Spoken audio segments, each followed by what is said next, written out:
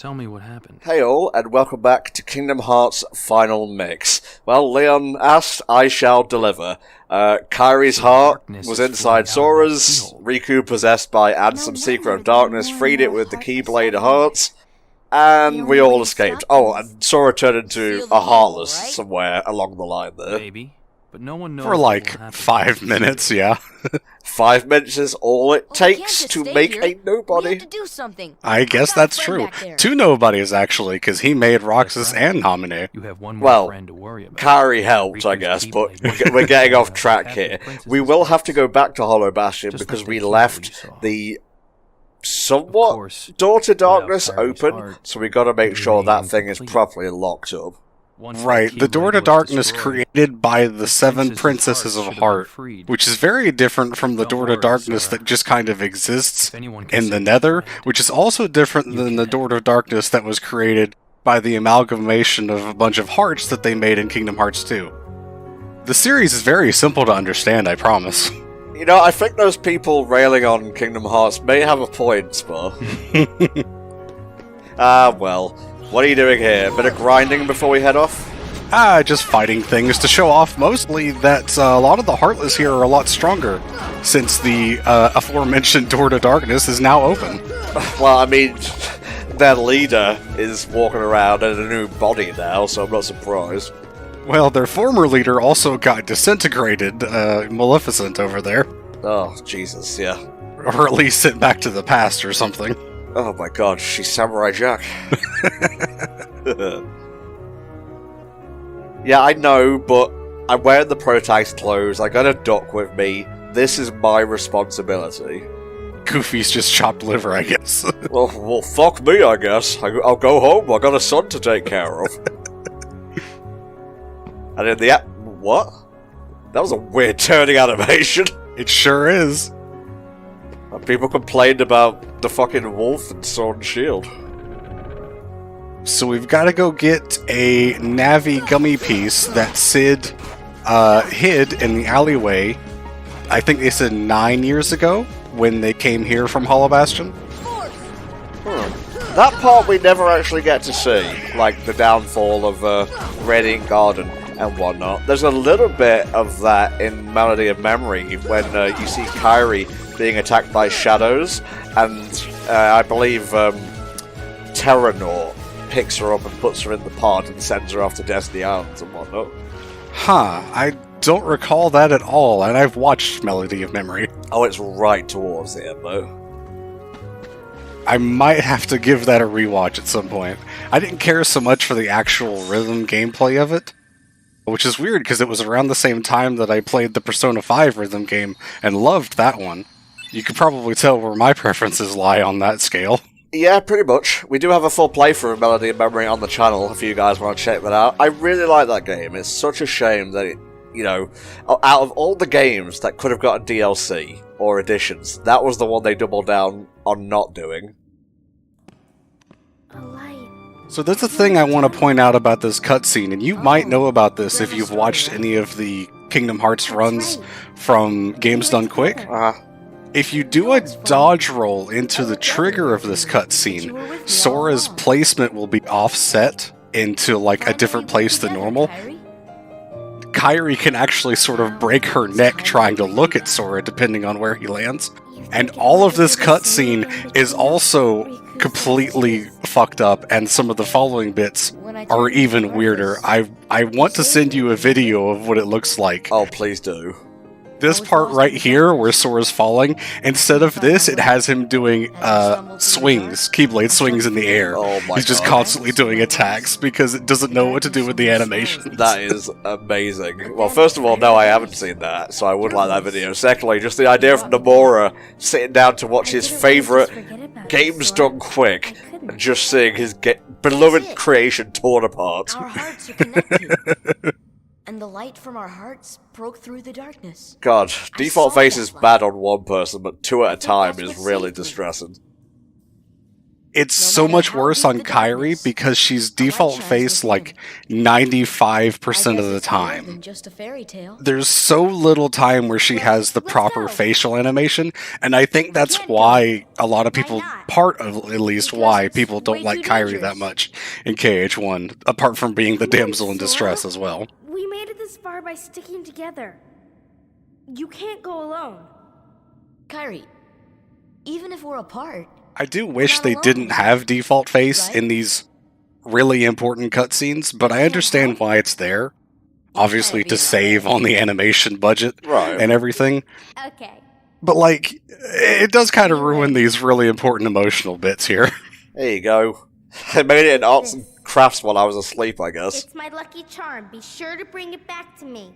I mean, she talks about it on the island Great, before I you will. finish the raft. She's talking about making the Promise? charm with the shells. Okay, well, just shoot down my crappy joke with some crappy facts, I guess. Don't ever forget.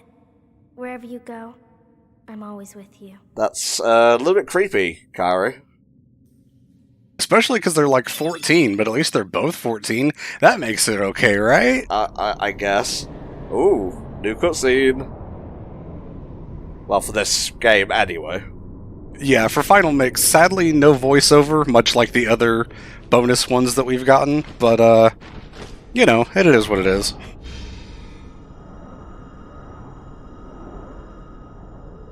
I was actually going through a bit of Kingdom Hearts 2 recently, and in Final Mix, there's a series of bonus scenes in Hollow Bastion where Xemnas is walking down a corridor, Christ. and it's 5 or 6 solid minutes of him just walking in almost complete silence. And this happens immediately before the Dimix boss fight. It's such a major tone shift that it just feels so weird. Yeah, that's a big case of whiplash right there. Huh.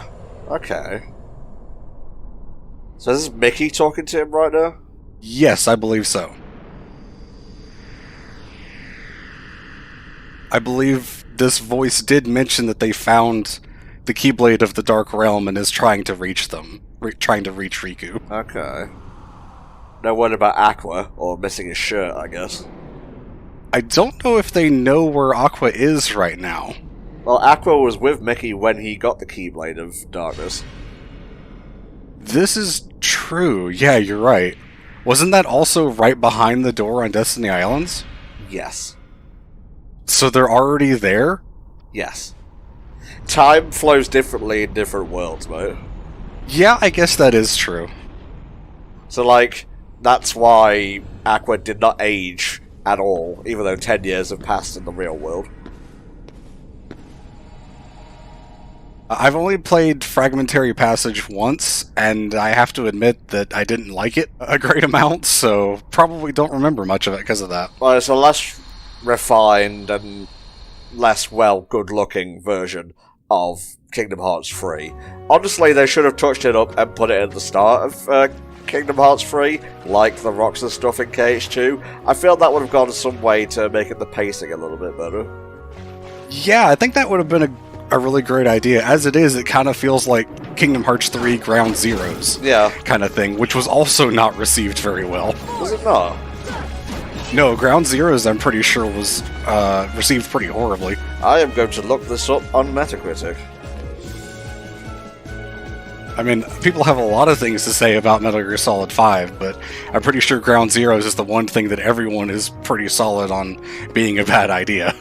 Ground Zero, 75% on PS4, 80 on PC, 66 on PS3.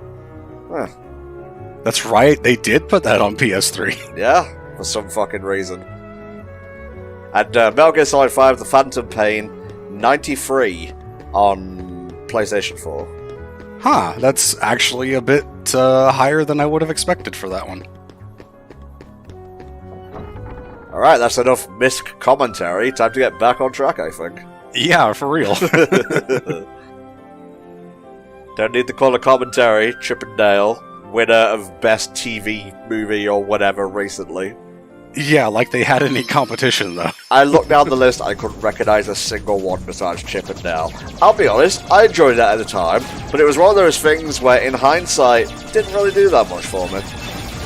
Yeah, I haven't seen it, and I gotta admit I'm not really interested. The only thing I remember from the list otherwise is a TV movie for the series Reno 911, which is something that I have never watched and also have no interest in. Fair enough.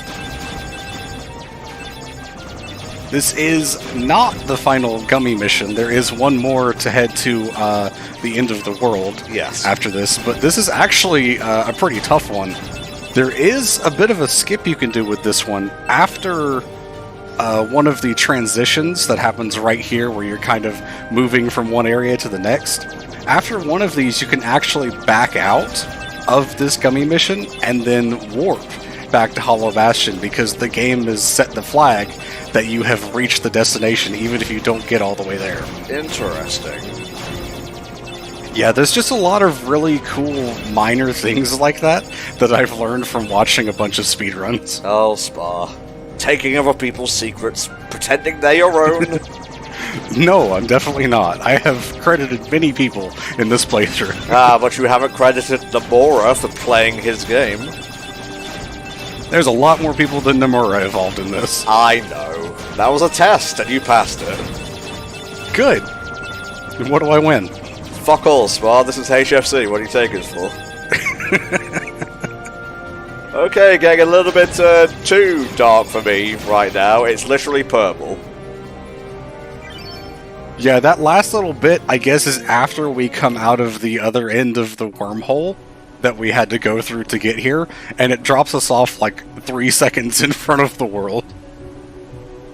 I just noticed it was purple and green in that background. Very apt, because we're recording this on a Thursday, which is when She-Hulk releases new episodes.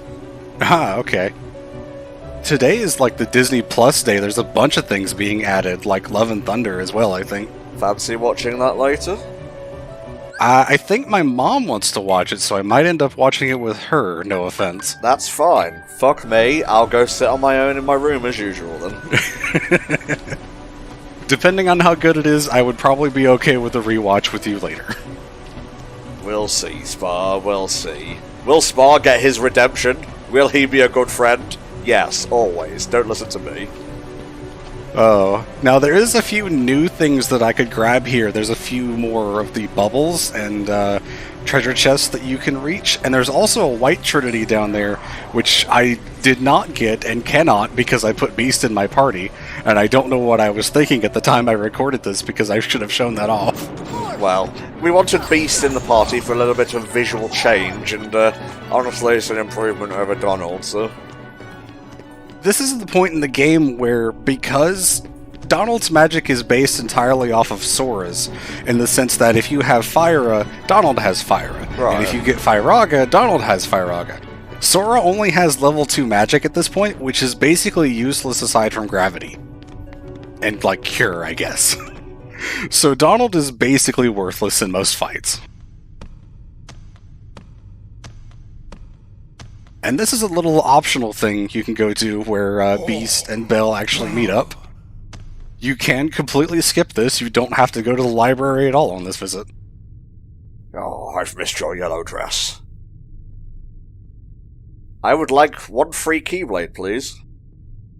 It's not even from this cutscene. You have to talk to her again afterwards. Which, if you don't know about that, you can miss. That's a very, like... 90s, early 2000s RPG kind of design, I think. I was thinking earlier about how many optional or missable Keyblades there are in KH1, and there's just so many. Olympia, Metal Chocobo, Divine Rose that we just picked up, Lionheart, the 2 from the secret bosses, which are Diamond Dust and One Winged Angel, and then there's the Ultima Weapon, and KH2 kind of only really has Ultima Weapon. Yeah. And that's just about it. Did you say the one for Wonderland? No, I didn't. Lady Luck is also easily missable because it's a white trinity, which you have to come back for very late in the game. And let me tell you something, brother. I ain't going back to Wonderland. You can't make me. It's also kind of hidden in one of the bizarre room areas, so like if you're not going around exploring, you're definitely gonna miss it. True that. No, I did say I have since played Dark Road and completed it. They actually put Tweedledee and Tweedledum, as well as the Mad Hatter and the March Hare, in that storyline, because I guess it was like pretty early on and they've fucked off since. But that's great. It was finally the Wonderland that I wanted. Oh, cool, yeah. That's actually pretty neat. I might actually try Dark Road at some point, because it sounds alright, especially if I can just kind of leave it to grind for hours at a time. Oh, you can, especially if you buy Charms, because Charms auto-revive you. So you can even, say, go on a higher star difficulty setting, and, you know, just throw yourself at the wall of spikes and just slowly get stronger and stronger, and by the end of that session, you will be so powerful no boss can stand against you. Oh, the Charms also work on bosses, did I mention that? Oh, that's interesting. Yeah, that actually sounds pretty good. Yeah. So we've got to sit through this little elevator platform thing again and fight these enemies. You can actually skip this only in like randomizers or something that has cheats enabled or something like that, because it requires multiple stacks of the high jump and super glide abilities, which obviously is not available normally. Aww. You actually get so high and glide so fast that you can get over here without needing the elevator. Yeah, that's me whenever Kingdom Hearts. Alright, speaking of Disney, Thor Love and Thunder came out today, but so did the Pinocchio live-action thing, so I guess we could watch that sometime, even though it's apparently not that great. Well, I haven't seen the original pretty much ever, so I mean, we could probably do that first if you wanted a quick comparison. I guess so, yeah. That is actually my favourite Golden Era Disney film. I forget what the era is actually called. Isn't that like one of, if not the first? I think it might be the second film. Let me look this up. Yeah, I think I remember seeing it was like before they actually had the animation studio. Disney animated canon. Yeah, February 7th, 1940. Alright, cool, yeah. Do you know what the third one is? I'm pretty sure Snow White's one of the first ones, but I don't know which one, like which order they went in. Snow White and the Seven Dwarfs, December 21st, 1937. Pinocchio, February 7th, 1940, and November 13th, 1940 is Fantasia. Ah, of course, yes. And then you have Dumbo, and then you have Bambi, and October 23rd, 1941, and August 13th, 1942, respectively. I'm pretty sure I remember having a copy of Fantasia 2000, which I guess was a like modern update to that. Yeah. And I wanted it to be a movie, and it was just music, and of course 11-year-old me didn't know any better, so I said, this is crap, and I never watched it again. He doesn't know about anthologies.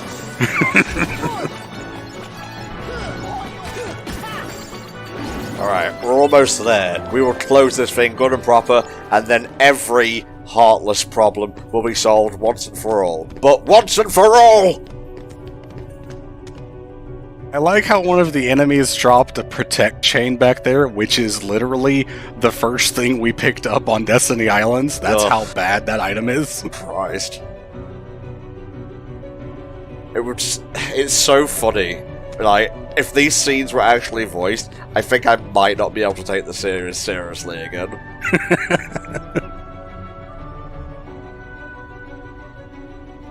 The fact that we're talking to Ella, her name is not actually Cinderella, it's Ella, and Aurora about Ansem the Seeker of Darkness is just, you know, sometimes you gotta take a step back in this series. Well, I mean, Aurora has experience with an evil fairy, so it's not too out of the realm of possibility for her to understand this stuff.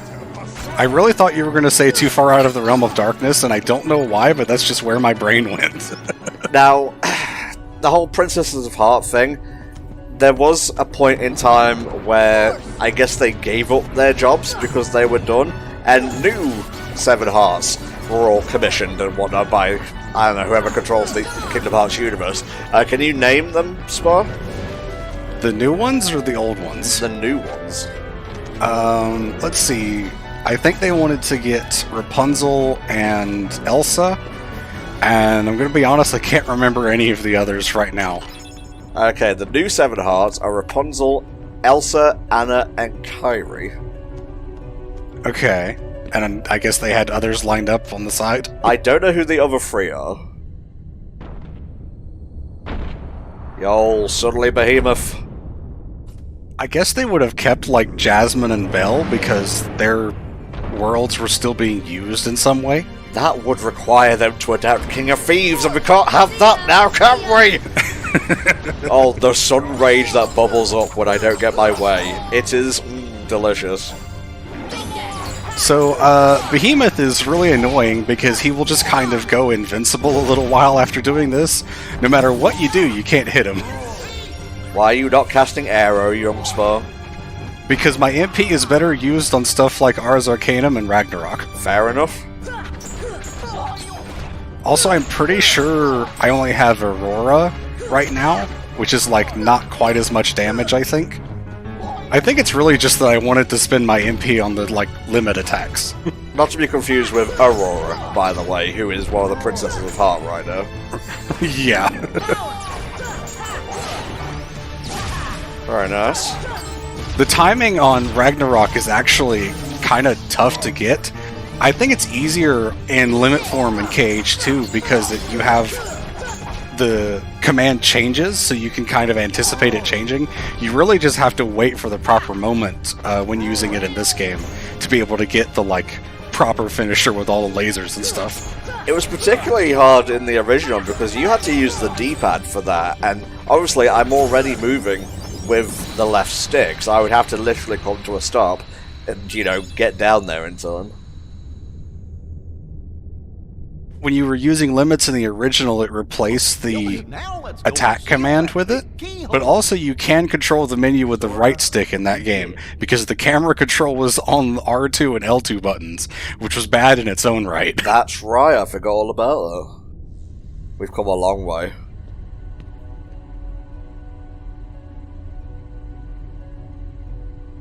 Must be a pretty big ship to transport 4 people at a time, or maybe it's not, and it's just hilarious. Well, I mean, we see the inside of the ship in KH2 and 3, the one that Sora and company use, and it's pretty roomy. Yeah. You know?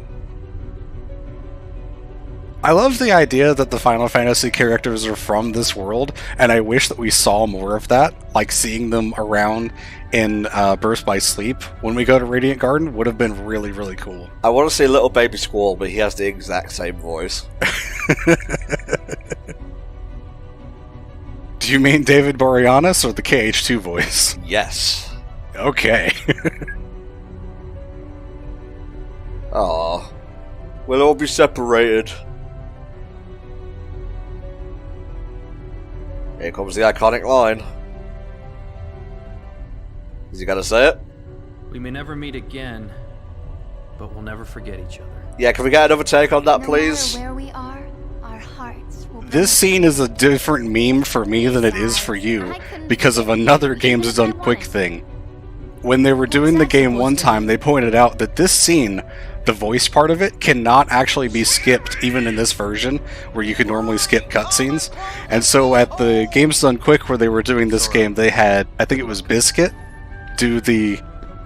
This scene is an unskippable scene that cannot be skipped because it is unskippable. Okay. And that became a meme in the community.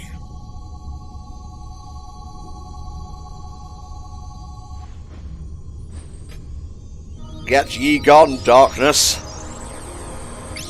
Feels appropriate to do this with Oathkeeper. Like, ignoring the fact that it's probably the best Keyblade I have right now, it just feels right to be using it here. Well, I mean, Oblivion is just right across from you right now. Oblivion's actually kind of bad in Final Mix. They nerfed it. They took away 2 of the strength, but it still lowers your MP. But why?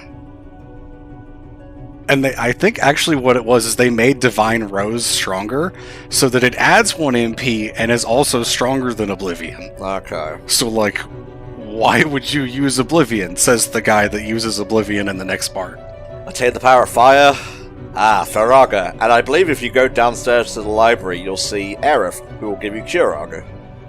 Yes, I did not do that in this recording. Alas, we are out of time now, so steel thyself, everyone watching, I guess, because we're heading to the end game. We'll see you next time for more Kingdom Hearts Final Mix.